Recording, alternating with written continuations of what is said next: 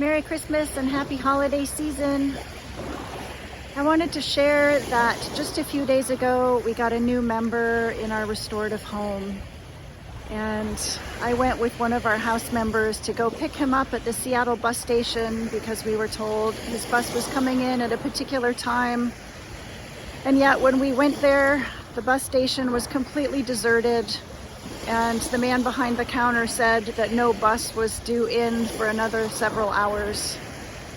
He said that sometimes the bus drops people off at a different location in the city.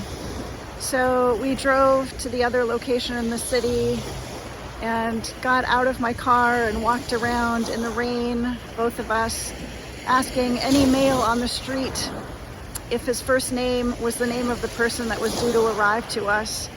And we couldn't find him. It was one of those terrible feelings where you're trying to do something good and it seems like the universe is conspiring against you. Eventually, the gentleman called and said that he was at one of the light rail stations and could we come pick him up there instead. So we drove to the light rail station and still couldn't find him.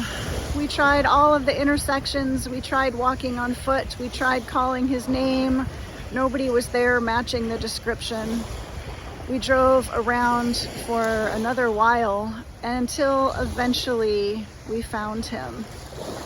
And the man that was with me carried the guy's belongings, and when we found him, he was soaking wet. He shared that he'd fallen in the street and no one had stopped to help him. The cars had just driven around, and he was so discouraged with big scared eyes. And he was so relieved to see us. He stuck out his head and he said, "Ma'am, thank you so much for coming to get me." And I looked at him and I said, "Is it okay if I hug you?"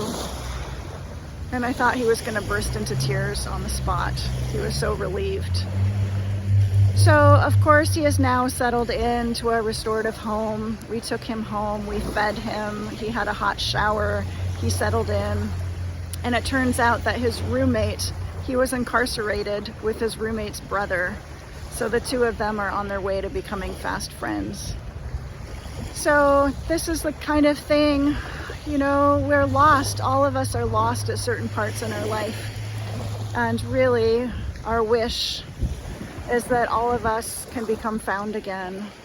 That there is someone driving around in those dark days, in the rainy days, in the inconvenient times, when we think all hope is lost, that there is still a warm, dry, safe place for us to be.